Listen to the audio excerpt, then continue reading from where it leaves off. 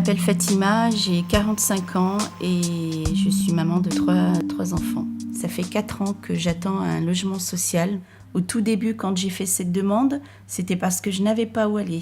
Ensuite, je me suis débrouillée. J'ai trouvé ce logement dans le privé, mais c'est juste hors de prix pour moi. J'ai rempli un dossier de demande de logement social en août 2012, quand je me suis séparée de mon conjoint. En 4 ans, j'ai toujours pas de logement social. Donc, est-ce que je peux dire que mon droit a été respecté, puisque je rentrais dans les clous? On est la famille Tarda. On vit dans un T3 avec 3 enfants à charge. C'est trop serré pour nous. C'est même plus... c'est invivable. Je comprends pas. On a frappé toutes les portes et disent « Ah, il faut voir ailleurs, il faut voir le maire, les élus, tout ça. » Mais il n'y a personne, on trouve personne. Ouais. Et on a même fait le dossier d'Allo. Il était refusé parce qu'on n'avait que 2 enfants. Ce qu'ils disent qu'on a des droits, mais après, la réalité, c'est pas comme sur les papiers. Hein. Ça fait 5 ans qu'on a un dossier, et ils ne prennent même pas la peine de nous appeler ou de voir où est-ce qu'on est. Je m'appelle Sébi, j'ai 56 ans et aujourd'hui, j'ai fait une mutation pour chercher un appartement social plus petit. Je m'occupe un F3 actuellement, que mon fils il est parti étudier sur Paris depuis 1 an. Je gagne pas beaucoup, il faut quand même que je parte de cet appartement, que je puisse prendre un peu plus petit que de payer comme ça en l'air et puis de le libérer surtout pour quelqu'un d'autre qui a des enfants. Il y a plein de gens qui cherchent des mutations qu'ils n'arrivent pas, il y a plein de gens qui cherchent un appartement qu'ils n'arrivent pas. On ne comprend pas ce qui se passe, on ne comprend pas. Je m'appelle Alain, j'ai 49 ans, je vis dans un logement social et je suis actuellement en cours d'expulsion. Et psychologiquement, c'est très dur et par moments, non. Par moments, ça va pas. Quand on est pris dans une tourmente en fait de tout ça, on n'a pas forcément le réflexe de chercher de partout.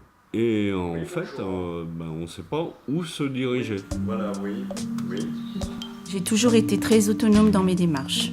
Partout où un éducateur me demandait d'aller pour me renseigner, voilà, j'allais, donc c'est-à-dire MDR, au CIDFF, Centre d'information pour le droit des femmes. J'ai été à la maison de la justice également plusieurs fois pour savoir un petit peu ce qu'il était possible de faire. J'ai fait les mairies à l'Alpil depuis juillet 2015.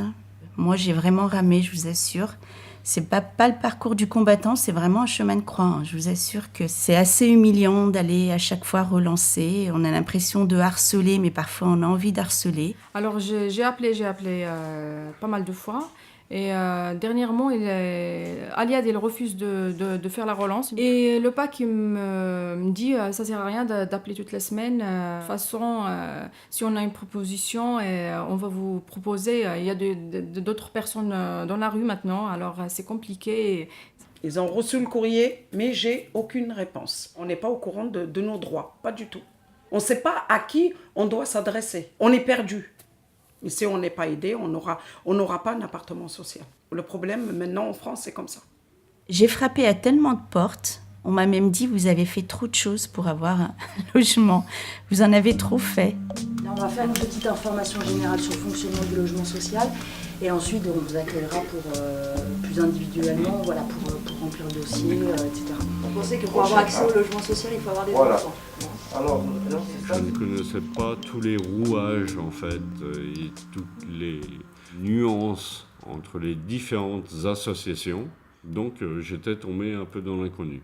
La formation, il faut aller la chercher. Il ne faut pas attendre, il ne faut pas rester assisté. Il ne faut pas attendre que le logement vous tombe dessus et que l'information vous la donne comme ça. Il faut vraiment écouter et écrire à chaque fois tout ce que tous les interlocuteurs me disent. Donc, et puis il y a le bouche à oreille. Moi, pendant les démarches, en fait, quand j'ai une question à laquelle je ne trouve pas de réponse, je fais des recherches sur Internet et je trouve, par exemple, pour l'Alpine, c'est via Internet que j'ai trouvé leur adresse. C'est eux qui s'occupent de ce genre de dossier. J'étais pas bien informée. Non, pas du tout. Une adresse, un mail, un téléphone en disant dès qu'il y a un problème, appelez directement.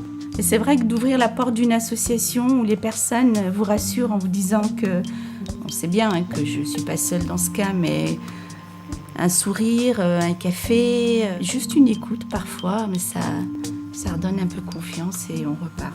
Voilà.